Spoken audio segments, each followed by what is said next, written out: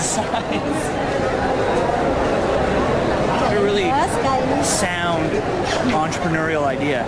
If someone busted out into colored paper, you just might spot it.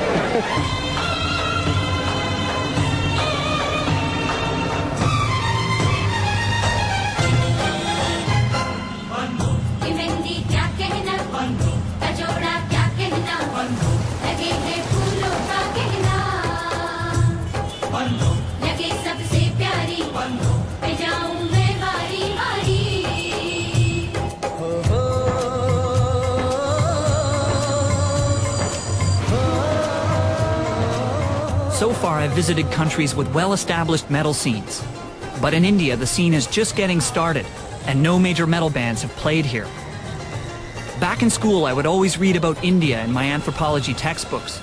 It's one of the world's oldest and most distinct cultures. But I can see it's quickly modernizing. And metal isn't the only Western influence that's starting to creep in.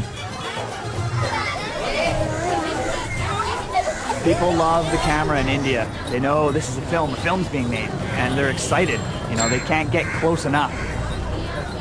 A case in point. I have to say, it's pretty obvious that this is the home of Bollywood. Bollywood, in short, is a really, really cheesy movie with a hell of a lot of songs and dancing around trees.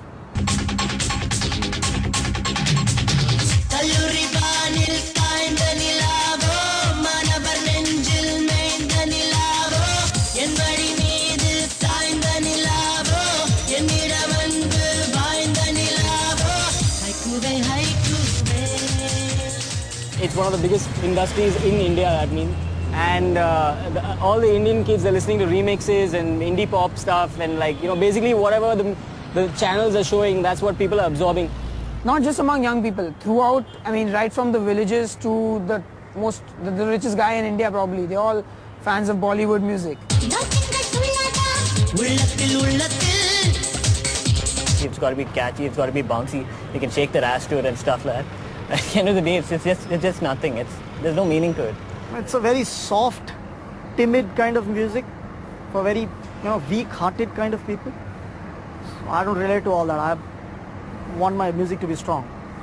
So that's why I relate to metal.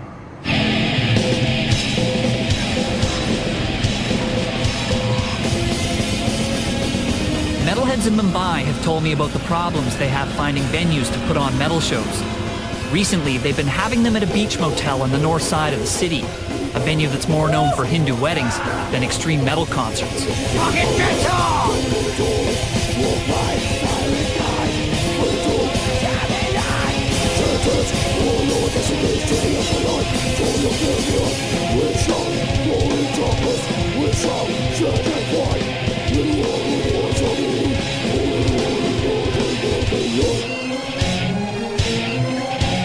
For us, metal is something special, you know. So I grew up with Priest, Maiden, Sabbath, Dio, all these bands.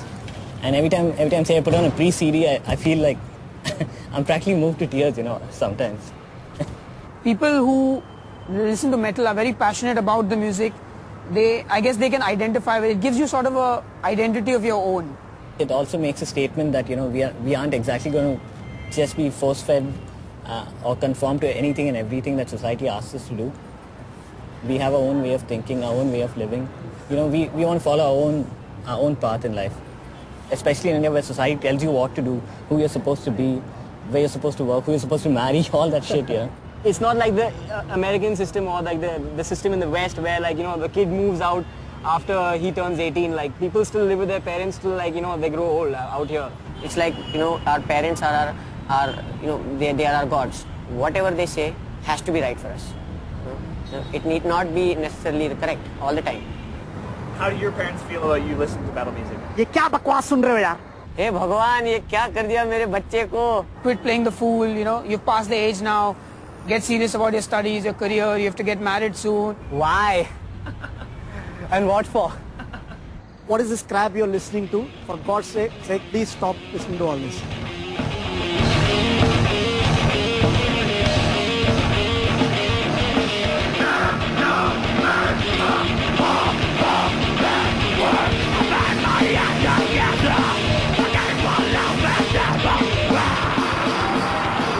So on one side, we've got show, the local Mumbai metal show. On the other side, we have a traditional Indian wedding, so let's go check it out.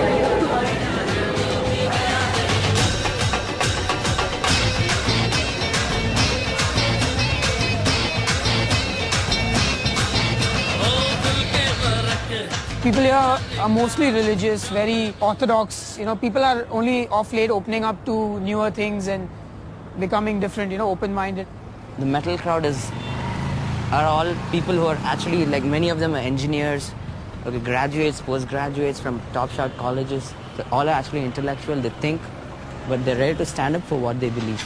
Like, there's a lot of discrimination that happens otherwise in society out here with caste, creed, religion, sex, whatever you want to call it. Like, but within metal, they're very open to people of any caste, religion, creed, whatever. There's no specifications or classifications in metal. It's just, it combines the whole community together. We, as a band, follow one religion that is called music. Alright, I am a Hindu by birth, and the others are Christians, they are Maharashtrians, they are, you know, people who follow different religions. Alright, and but, you know, that doesn't hamper us from making music, which is universal. Music is, you know, one language. It's just like the sky above us. You know, it is one for everyone. So we can have a guy wearing a Gandhi shirt and a guy wearing an Iron Maiden shirt in the same band. Yes. we have Gandhi in our hearts. We have Mahatma Gandhiji in our hearts. And Maiden in your heart. And in my heart. It's been an honor for all of us, and may you succeed in all walks of life. And yes, that's it. This is considered very sacred, very holy, and we are giving India to you. Thank you. Thank you very much. Thank you. Do I wear it? Yeah. If you wish to, yes. Do people wear them? Yes, they do. There we go. This is Hindi black metal right here. Hindi black metal. Symphony.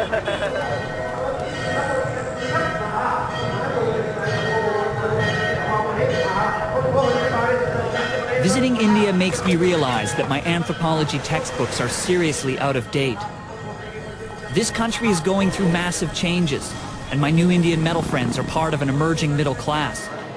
For them, metal is a way to connect to a global culture and break free from the restrictions they feel in their traditional society. But India isn't the only country in this region going through massive changes.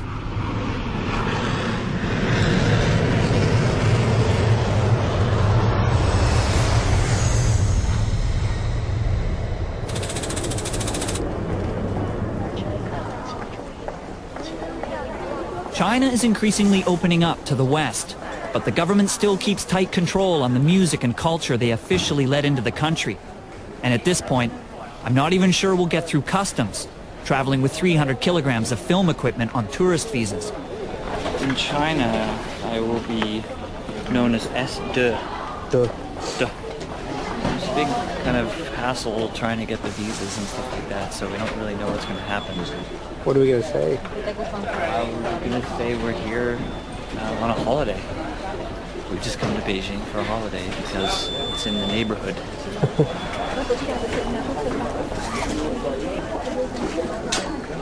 Next, please. Hello. Thank you. That was easy. Did he ask you anything? Nothing. We just walked right through. Welcome to China.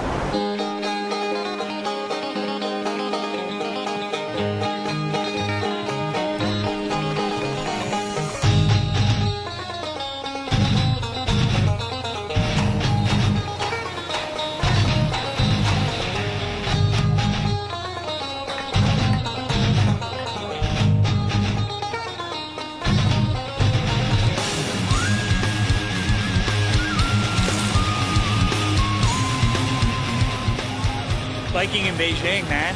I don't know.